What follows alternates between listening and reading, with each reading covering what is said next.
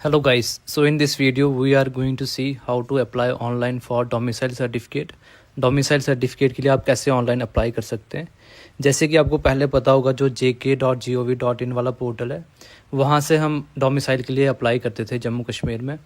But अभी थोड़े time में जो ये वाला पोर्टल है ये माइग्रेट हो गया है, जो नया वाला पोर्टल है वहाँ से, और कुछ टाइम के लिए ये पोर्टल बंद भी था, तो यहाँ से अभी मतलब नहीं होता है अप्लाई डोमिसाइल सर्टिफिकेट के लिए। तो जो नया वाला पोर्टल है उसके लिए आपने टाइप करना है ब्राउज़र में आके jansugam.jk.gov.in। सो जो ये वाला पोर्टल है यहाँ पे सारी मतलब ऑनलाइन एप्लीकेशंस ट्रांसफ़र हो गई हैं गवर्नमेंट की तरफ से। सो मैक्सिमम जो मतलब ऑनलाइन सर्विसेज है जम्मू कश्मीर में वो यहीं से अप्लाई होती है आजकल। तो जैसे आप ओपन करते हैं ये वाला पोर्टल तो आपने लॉगिन पे क्लिक कर देना यहाँ पे आके। अगर आपकी पहले से मतलब आईडी पासवर्ड बना हुआ है तो जब लॉगिन पे आप क्लिक करेंगे तो वो डिटेल्स आप यहाँ पे एंटर कर सकते हैं। यहाँ पे हमारे पास डिफरेंट ऑप्शंस मिल जाते हैं, जैसे यूज़र नेम, मोबाइल या फिर अदर वाला। अगर आपके पास नहीं है लॉगिन तो आप यहाँ से फिर रजिस्टर भी कर सकते हो इसके लिए। सो जैसे अभी के लिए तो मैं मोबाइल नंबर से लॉगिन करने वाला हूँ, तो मैं अपना यहाँ पे मोबाइल नंबर एंटर कर देता हूँ, ये वाला सेक्शन सेलेक्ट करके। अब मोबाइल नंबर एंटर करने के बाद यहाँ पे आप नीचे देख सकते हो हमारे पास दो ऑप्शंस मिल जाते हैं। जैसे कि मुझे पासवर्ड अभी याद नहीं है अपना, तो हम पासवर्ड लेस ऑथेंटिकेशन भी कर सकते हैं, और जो दूसरा वाला चेक मार्क है वो भी हम सेलेक्ट करके साइन इन पे क्लिक कर देना है। सो जैसे साइन इन होता है तो आपके नंबर पे एक OTP सेंड होगा, क्योंकि हम पासवर्ड डाल नहीं रहे, तो OTP वगैरह डाल के साइन इन पे क्लिक करोगे कुछ इस तरह का इंटरफेस आ जाएगा। लेफ्ट साइड पे आप देखोगे अप्लाई फॉर सर्विसेज, वहाँ पे जाके व्यू ऑल अवेलेबल सर्विसेज, जैसे आप क्लिक करोगे तो यहाँ पे सारी सर्विसेज आ जाएंगी। हमें डोमिसाइल के लिए अप्लाई करना है तो सर्च वाले सेक्शन में जाके हम सिर्फ डोमिसाइल लिखेंगे तो यहाँ पे आ जाएगा application for issuance of domicile certificate, जो कि डिपार्टमेंट ऑफ रेवेन्यू इशू करता है। सो ये वाले लिंक पे हम क्लिक करेंगे तो ऐसा पोर्टल हमारे पास आ जाएगा, जहाँ पे हमने जो अपने डिटेल्स वगैरह हैं वो फिल करनी है, और फिर एप्लीकेशन यहाँ से हम सबमिट करेंगे अपनी। तो यहाँ पे स्टेप बाय स्टेप हम देखेंगे कि क्या क्या हमें डिटेल्स एंटर करनी है, क्या क्या स्टेप्स फॉलो करने हैं इसके लिए। सो जो फर्स्ट वाला यहाँ पे एप्लीकेंट सैल्यूटेशन पूछा हुआ है, तो यहाँ पे आपने सेलेक्ट कर देना है श्री, श्रीमती वगैरह वगैरह, आप किसके लिए अप्लाई कर रहे हो। सेकेंड वाला ऑप्शन है, वहाँ पे अपने जो पासपोर्ट साइज़ फ़ोटोग्राफ है वो पासपोर्ट साइज़ फ़ोटोग्राफ आपने राइट में अपलोड करना है। तो आप क्या कर सकते हैं कि आप पासपोर्ट फ़ोटो सेव करके रख सकते हैं अपने डिवाइस में, या फिर आप डायरेक्ट कैमरा से कैप्चर भी कर सकते हैं इसके लिए। तो दोनों ऑप्शन आपके पास मिल जाते हैं यहाँ पे, कैमरा से कैप्चर कर लो या फिर डायरेक्ट वहाँ से फाइल से अपलोड भी कर सकते हो आप।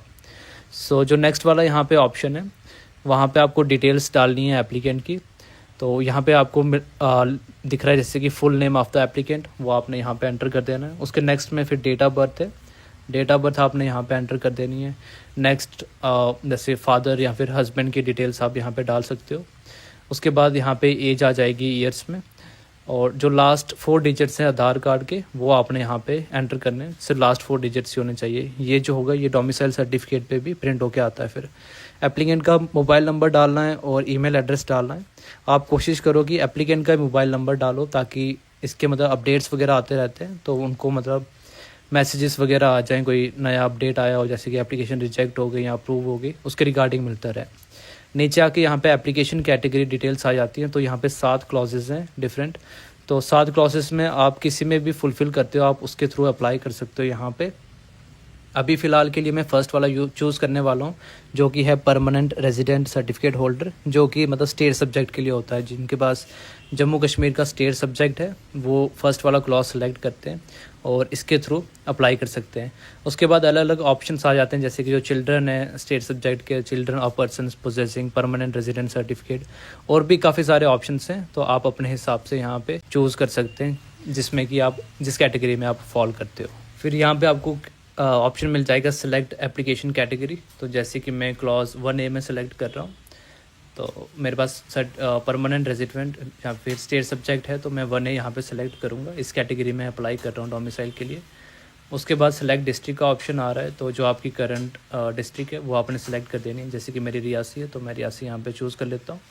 उसी तरह आपने अपनी तहसील सेलेक्ट करनी है, तो तहसील मेरी रियासी है तो वहाँ पे भी मैं रियासी सेलेक्ट कर दूँगा। थोड़ा नीचे जब आप आते हो यहाँ पे तो एड्रेस डिटेल्स आ जाती है। तो यहाँ पे लेफ़्ट साइड पे आपको प्रेजेंट एड्रेस डालना होता है अपना, जहाँ पे आप करंटली रह रहे हो, और उसमें आपने मतलब एड्रेस लाइन डालना है, विलेज डालना है वगैरह वगैरह। और यहाँ पे राइट पे परमानेंट एड्रेस आपने डालना है, जिसमें कि आप डायरेक्टली येस पे क्लिक कर सकते हो। अगर आपका परमानेंट और प्रेजेंट एड्रेस सेम है तो वो सारी डिटेल्स यहाँ पे फिल हो जाएंगी आपकी। फिर थोड़ा नीचे आते हो, यहाँ पे आपने period of stay at present location वो भी सिलेक्ट करना होता है। तो जैसे कि यहाँ पे आपने ईयर्स और मंथ सेलेक्ट करने, कितना टाइम हो गया आपको पर्टिकुलर लोकेशन पे रहते हुए, वो आप सेलेक्ट कर देंगे यहाँ पे। उसके बाद यहाँ पे ऑप्शन है कि are you having any valid domicile certificate of any other state. तो यहाँ पे हम सेलेक्ट कर देंगे कि आपके पास किसी दूसरी स्टेट का भी डोमिसाइल है या नहीं है। तो जैसे मेरे पास नहीं है तो मैं यहाँ पे नो सेलेक्ट कर देता हूँ। उसके बाद बाकी डिटेल्स आ जाती है, जैसे कि जो रैपिड असेसमेंट सिस्टम है उसके लिए आपने डिटेल्स मतलब डेटा वगैरह देना है उनको या नहीं। तो यहाँ पे आप चूज़ कर सकते हैं येस या नो। अगर आप येस सेलेक्ट करते हो तो आपको मतलब अपडेट फ़ोन पे और ईमेल पे मिलते रहेंगे, नो करोगे तो आपको फिर कोई अपडेट नहीं मिलेंगे वैसे।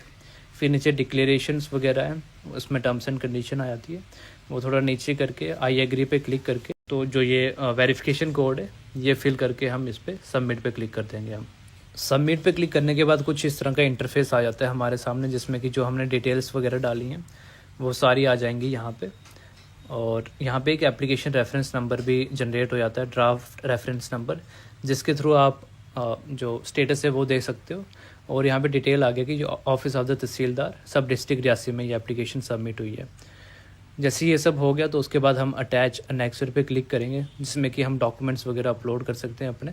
कुछ एडिट करना आप एडिट भी कर सकते हो यहाँ से, या फिर कैंसिल करनी हो अपनी एप्लीकेशन तो आप कैंसिल भी कर सकते हो। तो जैसे हमने तो अभी डॉक्यूमेंट अपलोड करने हैं, इस पर हम क्लिक कर देते हैं। डॉक्यूमेंट वाले ऑप्शन पे आप क्लिक करके तो आपको डॉक्यूमेंट अपलोड वाला पेज मिल जाएगा। यहाँ पे जैसे डॉक्यूमेंट्स वाला पेज आ जाता है तो यहाँ पे जैसे आधार कार्ड ऑफ द एप्लीकेंट, तो आप यहाँ पे आधार कार्ड सेलेक्ट कर सकते हो।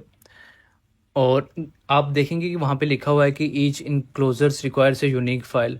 सो हर एक सेक्शन में आपने डिफरेंट डॉक्यूमेंट सेलेक्ट करना है। तो जैसे मैंने एक में आधार कार्ड कर दिया, यहाँ पे डिफरेंट ऑप्शन है तो आप इसमें से कोई भी एक चूज़ कर सकते हो, आधार कार्ड को छोड़ के आप कोई भी चूज़ कर सकते हो यहाँ पे। फिर उसके बाद आ जाता है परमानेंट रेजिडेंट सर्टिफिकेट होल्डर, जैसे क्लॉज 1A में अप्लाई किया था तो ये वाला सेक्शन आ गया। तो यहाँ पे PR कार्ड जो कि स्टेट सब्जेक्ट है वो हम चूज़ करके अपलोड कर देना है। और कोई एक्स्ट्रा डॉक्यूमेंट्स है वो भी अदर में जाके आप चूज़ कर सकते हो। इसमें सारे डॉक्यूमेंट्स अपलोड करके जैसे आप सेव पे क्लिक करते हो तो इस तरह का कुछ पोर्टल आपके सामने खुल जाता है, जिसमें कि जो भी आपने डॉक्यूमेंट्स अपलोड किए हैं वो आ जाएंगे, जैसे आधार कार्ड हो गया, राशन कार्ड हो गया। और इस तरह का एक्नॉलेजमेंट आपके पास आ जाएगा। यहाँ पे जो सारी डिटेल्स हैं वो यहाँ आपको मिल जाएगी। फिर यहाँ से आपने सबमिट कर देना सारी डिटेल्स, ठीक है। तो फिर आपके पास यहाँ पे जो एप्लीकेशन सबमिशन डिटेल्स हैं, जो एक्नॉलेजमेंट फॉर्म है वो आपका जनरेट हो जाएगा। इसका मतलब आपकी एप्लीकेशन है वो सक्सेसफुली सबमिट हो चुकी है यहाँ पे। और उसके साथ रेफरेंस नंबर भी आ जाएगा आपके पास, आप ये चेक कर सकते हैं वापस से डिटेल। और जो ये डोमिसाइल सर्टिफिकेट है मतलब 6 से 7 दिन में आ जाता है अगर सारे डॉक्यूमेंट्स ठीक होंगे।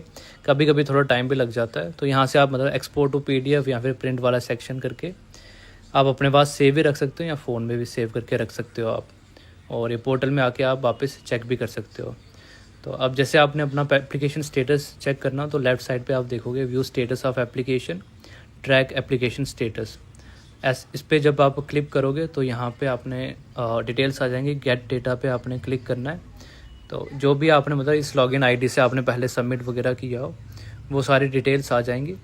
जैसे कि अभी जो हमने डोमिसाइल के लिए अप्लाई किया वो यहाँ पे 3 नंबर पे मेंशन्ड है, application for issuance of domicile certificate.